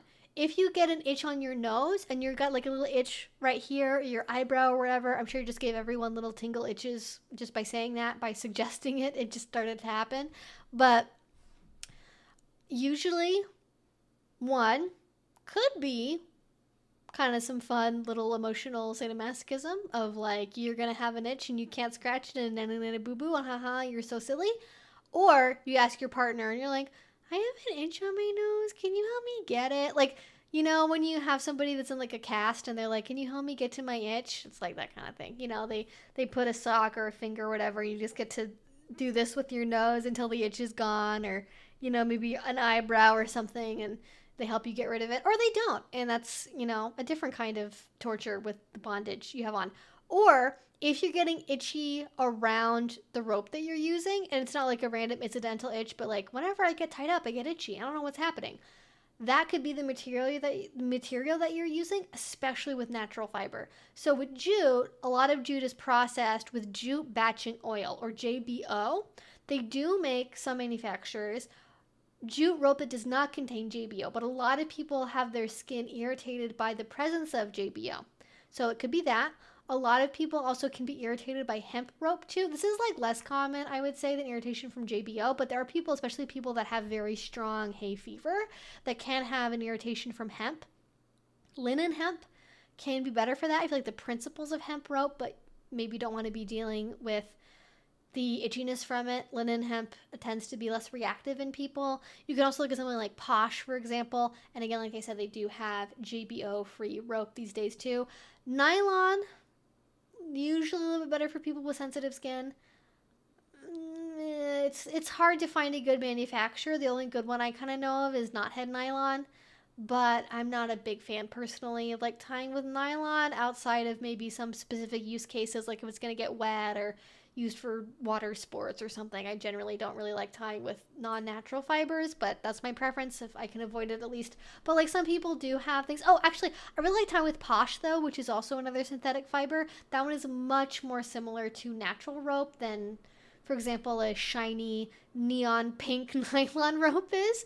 So Posh is a good replacement that should not cause irritation. And then if it is still causing irritation at that point, And I don't know. I'm not sure how to troubleshoot it beyond that, other than maybe some underlying dermatological condition that is being irritated by the friction of the rope, and therefore the actual material isn't really mattering in that response. But I have no idea. At that point, you're getting into territory I don't really know a lot about. I swear I get the worst nose itches when I'm in a straitjacket. True. True. Anytime you're bound up, that's when all the itches are going to happen for the first time in your life ever.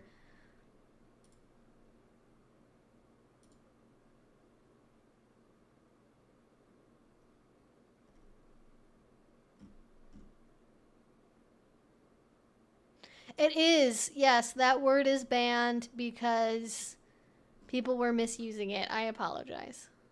Cotton, I don't know. I'm not really a fan of cotton. I know a lot of people enjoy it. I don't really have experience working with cotton, so I can't really say anything about the skin qualities of it. I am not a fan of it because of the fact it stretches. At least I don't, maybe there's cotton rope that doesn't, but uh hemp and jute tend to just be better rope overall, especially if you want to be applying load to your ropes at some point. Cotton is not going to work for that. Cotton's not going to cut it. Again, unless maybe there's been some new innovations in cotton rope that I'm not aware of. Yeah, it just depends on like how you want to use it. Like if you do want to use something that is just going to be for on the ground, looks pretty, decorative rope for an event kind of thing, or you're not going to be loading it, cotton rope is fine. There's lots of different people like I don't know, I can't think of any specific makers that work with cotton. I know Twisted Monk is starting to work more with cotton. They have some cotton lines they're working on that, and knowing Twisted Monk, it's going to be really, really high quality stuff, but it's not a material that I have a lot of experience with. But I think it is going to be less common to cause irritation than maybe hemp or jute would. But again, that's something it's not really like a thing you'll see a lot, at least for like serious rope people do not tend to use cotton.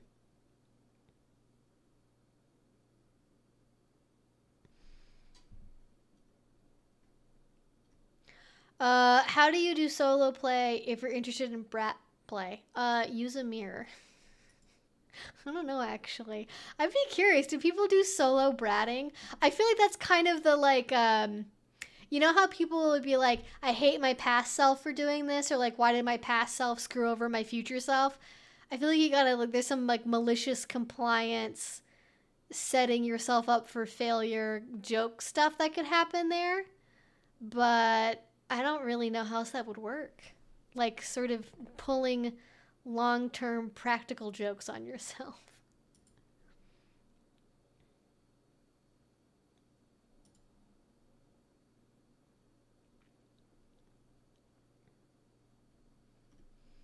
I think the only thing pretty much is blood play due to legal issues out here. Yeah, that'll be. I mean, I've seen a lot of people, a lot of venues, especially that will have rules against electroplay and wax play because of like fire code or the age of the electrical wiring in the building. Maybe not supporting something like a crock pot or a violet wand or something, but that's like not as common.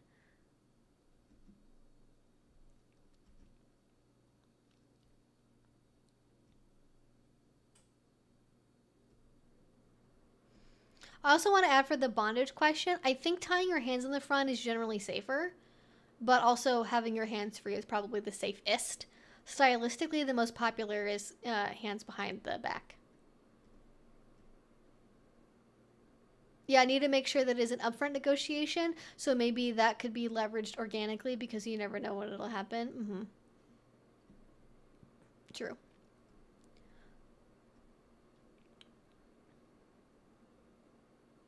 True. Sharing feelings for the same person is at least one thing you have in common. Maybe it's not much, but it is a foundation to start from. Accurate. I have ADHD partners, and sometimes you have to adapt communication styles to them, but you must be able to talk openly. Yes. Like, I know some people where they're like, I'm too busy. If you want to talk to me, you got to send me a voice note. Other people are like, I hate texting. If something is serious, call me. So you got to work with where people are at, because not everyone's going to work with your style, which is sad. Got to do more work. It's okay to be a little bit upset that you got to do more work to do something you're not really that into doing. totally understandable, but sometimes that's how the cookie crumbles. That is how that goes.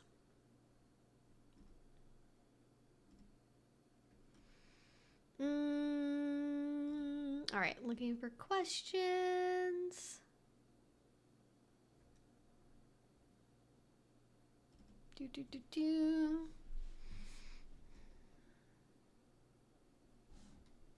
I was just telling my partner that I want what H.R. Geiger had.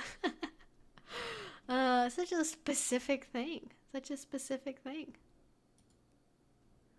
I love it. Okay. The perfect thing to say to your metamor, hey, I just met you and this is crazy, but here's my number. Wow, throwback. Throwback.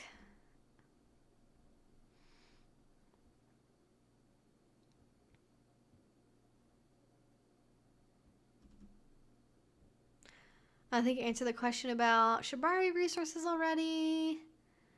It's nuts what YouTube does and doesn't allow with sexual content. The YouTuber r/ can say butthole, and yet the wildest ads get shown. That I haven't even tested that before. I just don't like saying words like that, so I guess it never really comes up. But wow, I believe it. It's very restrictive on sexual stuff. Now I don't think they would necessarily ban content for saying that word.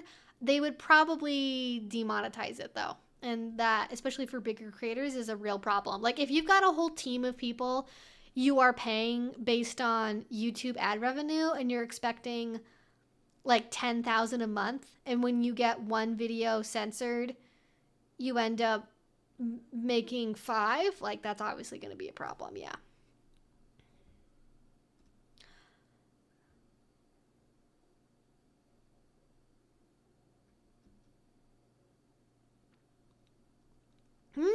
Wife wants to do knife play. We got a dulled dagger.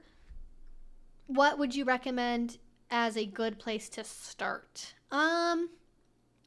Whenever you're dealing with something that can be both exciting but really scary and dangerous, I would make sure it is actually dulled and like show her that it's dulled, right? So like you can get like the kind of skin they use to practice tattooing on.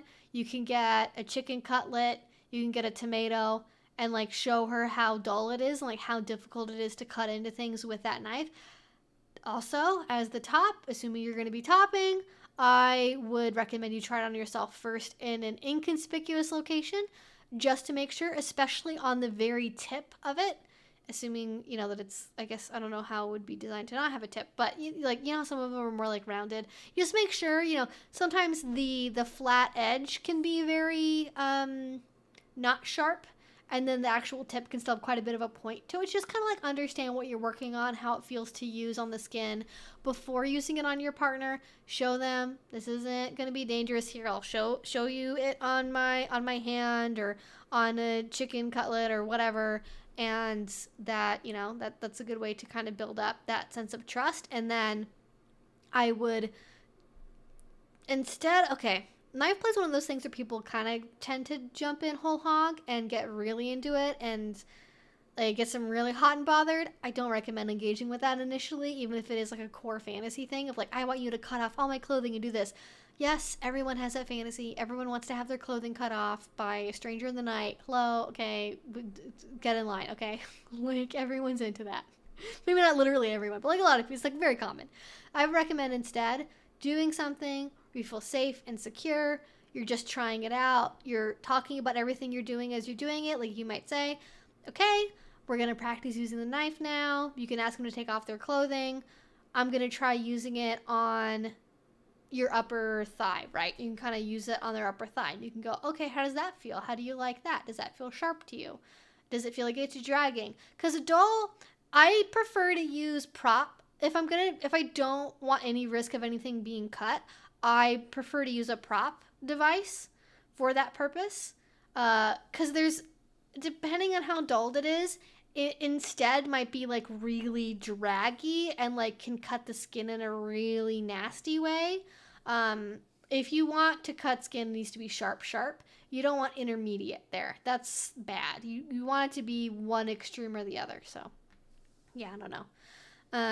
exactly how dulled it is, but you just talk through everything that you're doing lots of checking in, seeing how it feels, and then like just have a set amount of time to be able to play with it, like 2 minutes, 5 minutes, 10 minutes. I wouldn't maybe go longer than like 20 minutes, maybe testing other inconspicuous parts of the body, like the back, the upper thigh, the stomach, places that aren't really going to show, when you're around family or at work or going to the grocery store.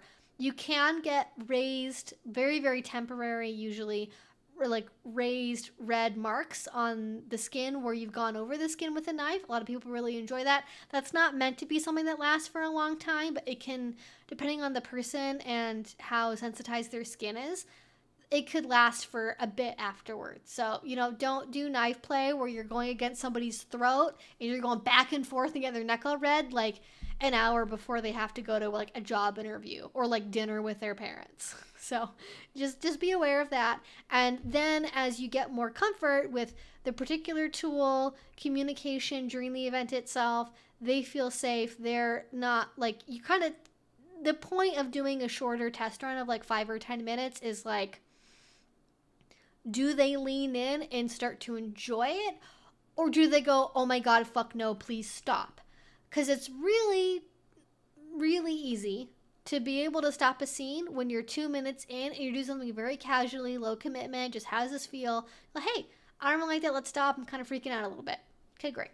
Versus like you've been preparing to do this really involved break-in clothes cutting scene for 2 weeks, and like the second the knife comes out, she screams and wakes up the neighbors because like, oh my God, a knife is so scary. Like you want to calibrate. So start in the shallow end, work up from there, figure out what the response is going to be. Like, is there maybe some kind of heretofore unknown phobia happening, some other kind of negative association with a knife, and hopefully you can work through that and get those kinks figured out before you actually do a scene. And then as you get more comfort, you can do longer scenes. You can maybe communicate a little bit less actively. You can plan to include more role play, other elements, maybe bondage, impact play, for example, and go from there. So that's how I would do it.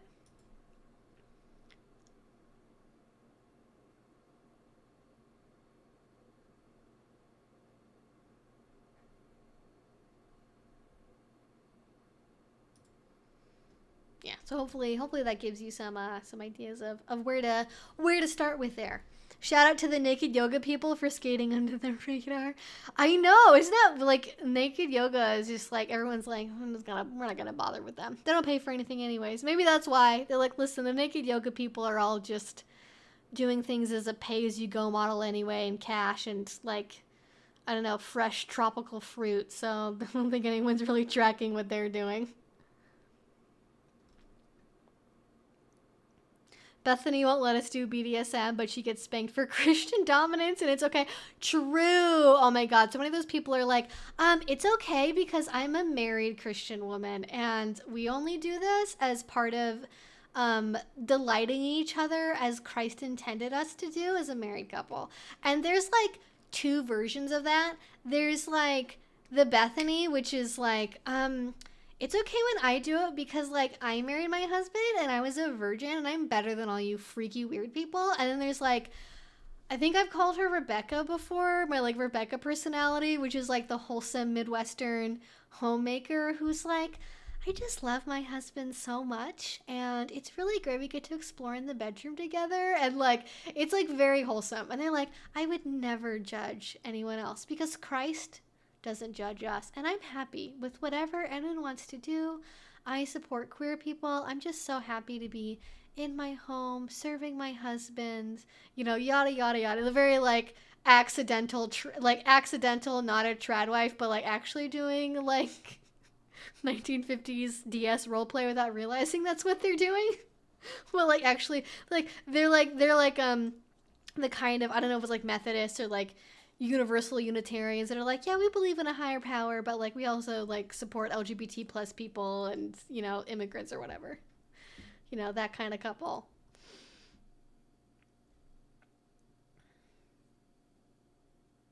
The projection is yeah, they're always like, it's because they can't handle themselves because they don't teach themselves how to regulate at all. Like this is the problem. when you're in a society that's like, this thing is like demonically bad and will possess your soul, and you learn absolutely no fucking skills whatsoever to regulate yourself when you do interact with it, like, of course people go fucking nuts with it and just jerk off 24 hours a day. Because you didn't tell them how to do things in moderation. You just told them, don't do this ever, and if you ever do it, the devil owns your soul. So, like, what did we expect to happen? Of course, that was always going to be the inevitable outcome.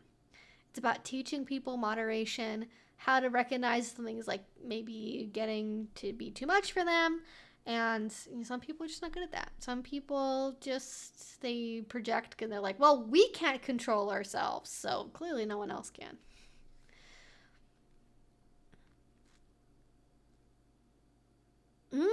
I've been into BDSM solo for a long time, but I've been thinking of trying kinky dating apps for the first time. Any tips? So my two favorite apps for dating purposes, for kink and for polyamory, are Field and OkCupid. Depending on where you live, you may have better luck on one over the other. I don't live everywhere. I think Field is a little bit more niche at this point. So if you're not in like a big city like Seattle, Portland, LA, San Francisco, New York, Chicago, etc., you may have a little bit more difficulty finding people on Field because it's just not as big of an app. OkCupid is usually a pretty good place to start. I've definitely met quite a few people on that site that are kinky, even if they don't really say it on their profile, because I'm not like explicit, like my photos are kinky, but I mention that like I am kinky pretty much immediately on my profile, and so it's really hard to avoid it. People know when they match with me, and a lot of people will say, I'm into this, I'm in the community, I don't really advertise it on my OkCupid profile, but like, I'm kinky, let's connect with people. I don't really think that there's like, honestly, as far as like dating stuff goes, I'm not really sure what it's like on maybe the more typical apps. Like, I don't use Hinge or Bumble or Tinder or anything like that, so I'm not really sure what those ones are like. But I do like having more of the lengthy profile that you see on something like OkCupid or Field, where you get a lot of room for detail about like, here's what I'm into, here's my relationship history, here's what I want, am I polyamorous, am I monogamous, am I kinky, am I vanilla, whatever. And then like what your values are, what you want in a partner. And yeah, I mean, I feel like normally, at least in my experience, if you're very open early on about being into kink in your profile, which I know not everyone can do because people from the office could see it. If you're in a small town, that can cause problems. Like, I get why not everyone is open about that. In which case, I think Field is probably a lot safer of an app to be open on if you're concerned about that. OkCupid is much more popular, so a lot more people tend to use it, including people that may know you from real life. Your mileage will vary. But yeah, I think it depends on how much, like, for me, when I'm on those dating apps, I'm looking to date people with like kink as a possibility in addition to that. But I'm primarily looking for usually romantic connections, but I don't require that kink be part of them. If what I'm looking for is to find play partners, maybe even more so than dating apps, I would look at like local meetup groups instead of like just skipping the apps. I think if you're just looking for play partners and not dating, I think apps are probably going to be pretty frustrating, especially if you want to maintain being solo and you don't really want to be romantically engaged. There's like the Bloom community app. I've heard pretty positive. I want to say it changed its name recently. It's like Fiora or something. It may not be. I at least formally know it. The artist formerly known as the Bloom community app was where a lot of people were doing meetups on there, like munches and stuff. I think in-person community events, you're going to have way more success, like actually meeting people. But yeah, kinky dating apps. And then just like, I have a couple of videos you could watch that I think go into more detail of like specific red flags, how to talk to people. A lot of it's really obvious stuff, right? If somebody's leaping in to like, call me this title, role playing with you, trying to brat at you or dominate you within the first couple of messages without your actual consent first, just unmatch them. Don't block them. Don't give them the time of day. Block them. Move on. Don't worry about it. You don't owe anyone any time. You don't have to explain to them why they're wrong. In fact, they may be doing things that are wrong on purpose to get a rise out of you, to get that kind of response, because what they really have is a humiliation fetish. So, be cautious about that. But yeah. You can also, in your photos, you can kind of include things that are like subtly kinky that maybe kinky folk would recognize as being like a kink thing, right? Like, you know, you've got a photo of yourself in jeans, and then you've got like a bandana in the back pocket, you know, because you're flagging colors. You know, you've got a leather vest on. You got suspenders. You got a photo of your boots, right? It's kind of like more toppy stuff, but that kind of a thing is popular. Or like a photo with like a casual leather collar. You know, the focus of the photo isn't the collar, but like you're wearing a leather collar in the photo. Like that kind of thing is kind of like subtle signaling, even with besides the text, because not everyone reads text. I get it, but also I don't get it. Like, read the profiles. They're there for a reason. But, like, some people, they'll see a photo that has a collar on it, and that kind of will make them stop and think, oh, kinky person. So it depends. But, yeah.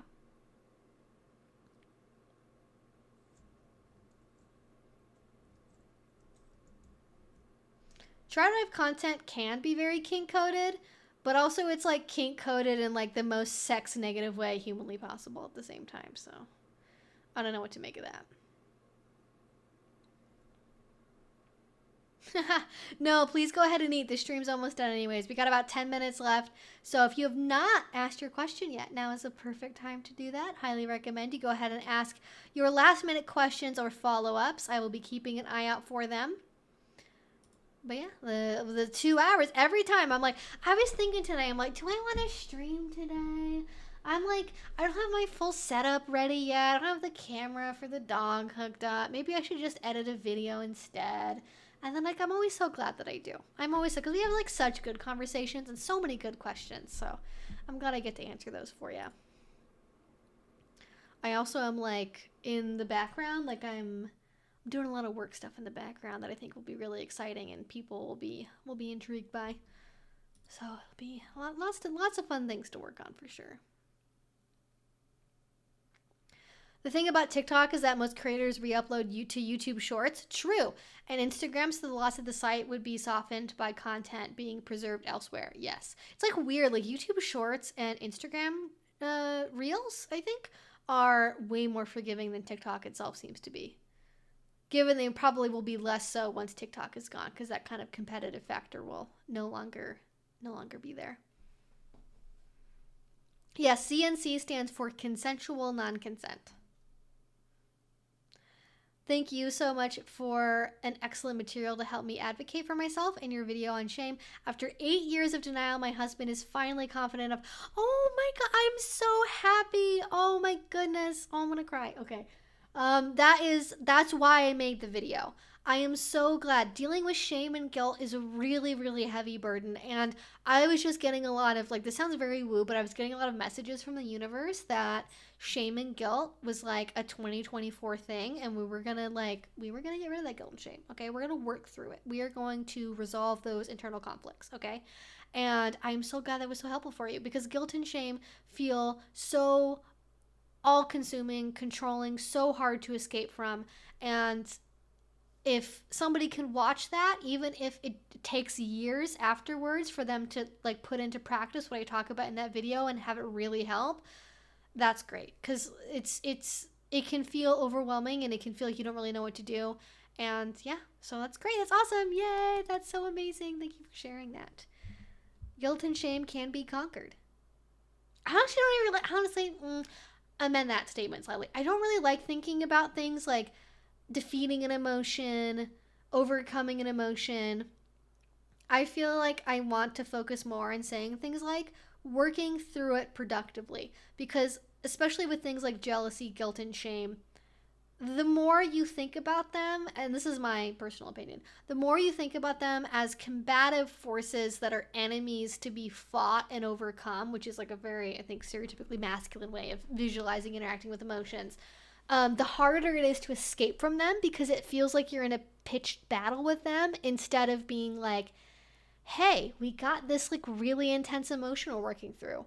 What's happening there? Why is that coming up? Like, let's talk about it. Like, okay, I've been feeling this really deep guilt, but I haven't really engaged in why, because it's scary to look at it. But let's go there. Let's explore it. And then you can work through it so that guilt can naturally release itself, right? Like, I haven't really watched Korra that much, but if anyone's watched the second Avatar series, Korra, that's like an issue that Korra deals with a lot, and especially in the earlier seasons, where like it's a very like look at a problem directly, boulder right through it. If I just brute force it hard enough, I can make it happen. I can make it work. And sometimes what actually helps is to be more flexible and pliable and to just like you're not gonna, if you try to brute force yourself into stretching deeper, you're gonna hurt yourself. Whereas when you offer relaxation and calmness and safety, you get that extra length to be able to stretch a little bit more. Like literally, physically, this happens. It's about like communicating to your nervous system safety and well-being and comfort, and not trying to fight it, because that's just activating yourself. That's actually making it harder to work through, because now you're dealing with like activation and adrenaline and wanting to fight something and go after it immediately, as opposed to like more passive, calm interaction. But yeah, kind of like re-explain that video a little bit. Is it expected that somebody going to a munch is going to want to go to a play party? Should I go to a couple munches first, or do you think I should register for a meetup when one pops up? I mean, I think people, if you go to a munch a couple of times, I think somebody will at least offer like, hey, you've been here a couple of times. I haven't seen you at parties before. Are you curious about going to one of them? Do you want somebody to go with? I think that's pretty normal, but that is not the same thing as it being an expectation that you will go. A lot of people, especially people that have busy lives, families, high profile jobs, they're happy to go to a pizza place once a month and go get a slice of pizza, kind of nonchalant, and then, you know, that's it. They don't really want to go to play parties. They do it at private, at home, Airbnbs, whatever. And that's what it is. And that's, I would say I know quite a few people that primarily go to munches and they don't really actually go to play parties. That's pretty common. But yeah, I think it's a good idea. If you do want to go to a play party, to go to a couple of munches first, get some faces and names outside of the dimly lit dungeon setting, and then maybe go to like, I would maybe go. Ideally, I think what tends to work the best for people is a couple of munches, primarily social dungeon event, then full-on play dungeon event. As many of those as you want. Could be one munch, one social dungeon event, actual party, or it could be 5 munches, a month of munches, whatever feels comfortable for you. I leapt right in to going to an actual dungeon event. I just went right into it. But I was also like in a college town. I was going to a dungeon that had a lot of people that went to my same school. So I had the advantage of being in a setting where even if the faces weren't familiar, it was a lot of people that were in a very similar place in life as me, which I think made it a little bit easier. And also it was a very like low-key dungeon. It wasn't anything super intense. So yeah. Is overstim play good for beginners in your opinion? Yeah. Like, I guess I would normally call that like orgasm torture. It's accessible in that it uses equipment that a lot of people are already familiar with prior to getting into the BDSM scene, which I think is positive for beginners. But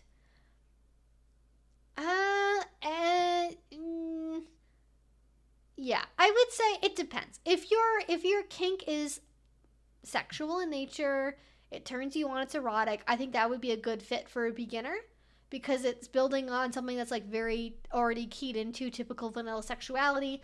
But if you're like not very sexual with your play and you're doing it because a partner might be into it, or because it's like the done thing or whatever, because for some reason it's really popular where you live, I would not push yourself to do it, but it can be a good beginner activity depending on what your underlying motivations are for kink, for sure. Okay, I'm gonna try to get to one more question here real quick, and then I'm gonna wrap up so I can go to the gym. Oh, the chat disconnected. Oh, I did not even notice that happening. Wow. Oh, that might have been when I switched to my BRB. I should add the chat to the BRB stream. I'm going to be updating my graphics at some point soon here-ish probably, so I'm probably won't do that immediately, but it's on the radar.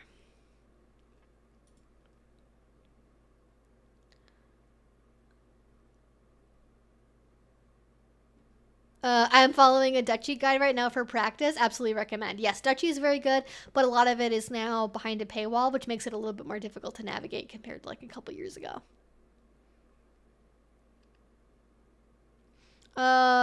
Want ideas on where to learn knife play and ideas for what to do in the scene, if that makes sense. Oh yeah. So I don't know of anyone that has a recorded class about knife play. I am sure if you go on FetLife, you can find a class about knife play.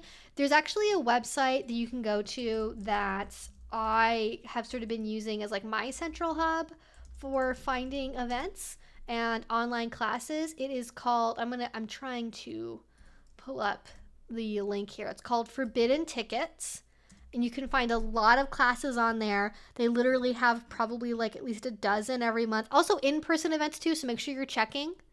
Because they have events from all over the country in there. You don't want to sign up for an event that's in like Maine and then not be able to go. But I'm pretty confident if you look on there, I'm gonna even just see. I don't know if I can. Maybe I should look for. I don't know. Look for there's anything that has knife in it somewhere. Kinky, kink party, kink lifestyle, knitting knots. Let me actually just see if maybe if I could Google search one. See if I can find something for you. Forbidden ticket. I feel like I'm like at a desk. I'm like, let me see if I can pull it up for you, hun. Local government, like pulling up something on like an ancient website. I don't see anything immediately. But I know that I've seen people teach something like that on there before. You also might look for more general stuff like impact play nights or things like that too. A lot of educators also be able to talk about knife play in one of those classes as sort of an adjunct to the rest of the experience. But Forbidden Tickets is a really great website. Tess, Wicked Grounds. Although I think Wicked Grounds does go through Forbidden Tickets, so you should be able to see their events on there as well. Definitely options for that too. So that's where I would learn. And then ideas for what to do in the scene.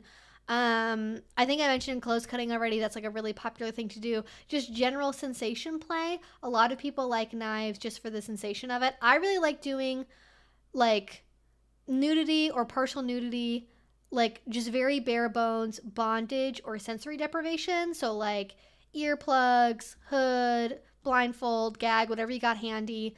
Minimum bondage, right? Maybe like being like tied to something standing up or sitting down, like tied to a chair, cuffed against a chair or something like that. If maybe you're not super handy with rope, but you can like, use cuffs or something like that to put someone in bondage while they're sitting down.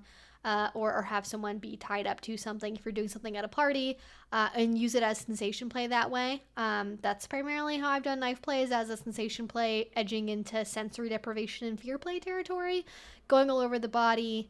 Yeah, that's sort of my wheelhouse and expertise of using knife play for that tool.